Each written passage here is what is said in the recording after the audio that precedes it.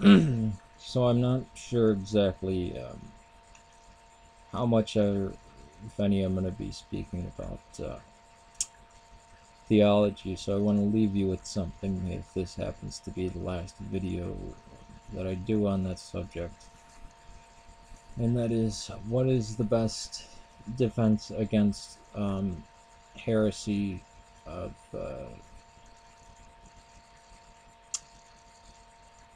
Gnosticism, attacks on Christ, anything, incarnation, deity, who Christ is, um,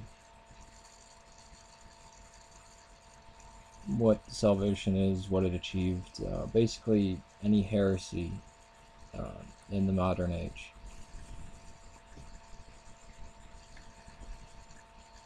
That's this.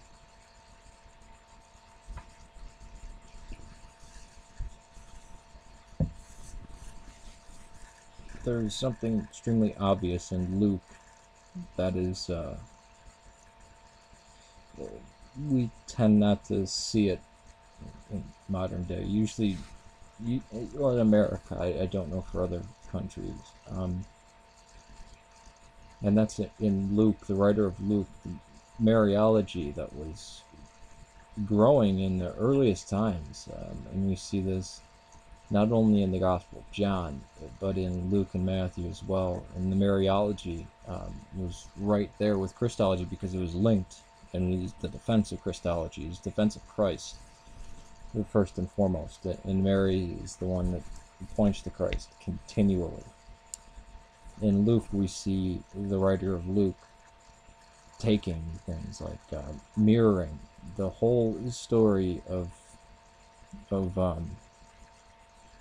the Nativity,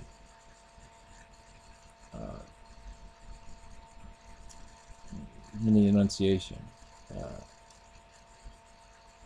with the ark, that the ark was a foreshadow. And if you, again, there's a lot of Catholic, there's some, I'm not going to endorse the book itself, but Hail Holy Queen by Scott Hahn, his arguments for Mary being the ark, which this was the title that was given to her in ancient times, that the writer in Luke had her as the ark as an archetype for Mary, or Mary as an archetype for the ark, when he had that in mind when he was writing his gospel. And the whole, I mean, the first 3 chapters of Luke is pointing to Mary as the ark. John the Baptist leaping in his jumping in the womb of Elizabeth. David jumping before the ark. Everything about that. I mean, I'd take way too long to go through it right now. Even the words in Greek, like the Shekinah, the glory coming down. That's the word that was used in the Septuagint, was used for, Mary's overshadowing.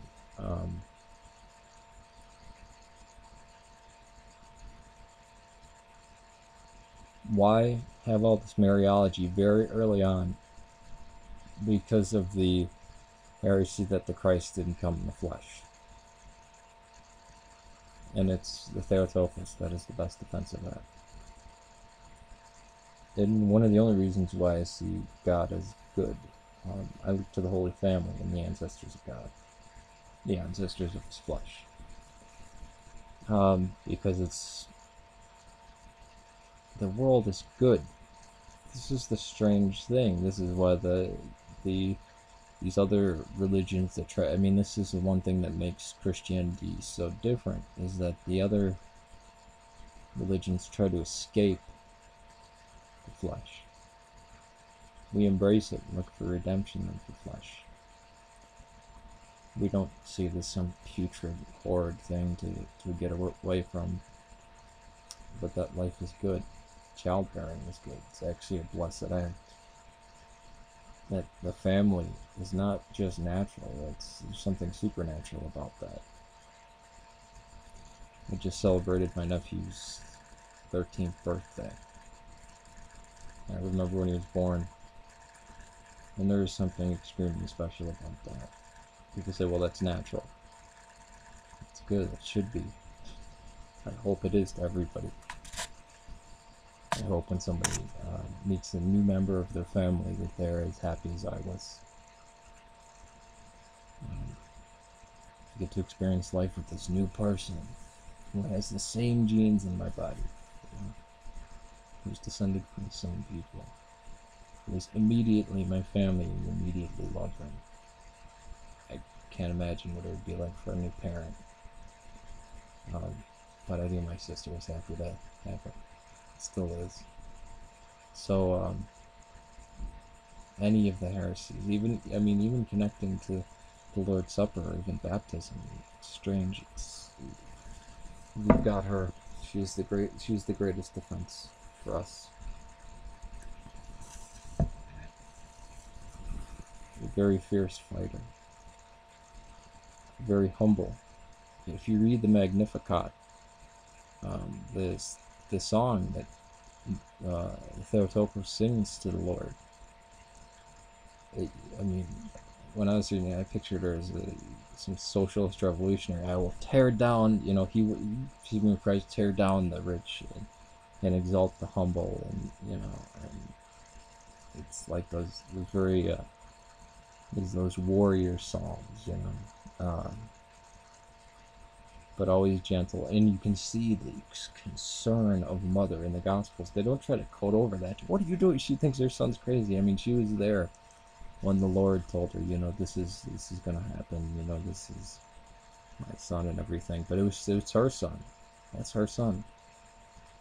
And you can see the franticness when people say, well, it doesn't look, it's, as if Mary doesn't know, and this and that, and she thinks she's crazy. And Mark, I smile at that.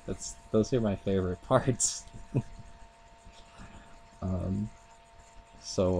Yeah, when we embrace, it's the strangeness and the wackiness of the Gospels that I think is most assuring. But she's acting like a mother. Holy, pious men wouldn't make up such things, Oh, and this and that. This is so sexless in their caves and in monastic cells. Sexless is lifeless, not necessarily anything pornographic.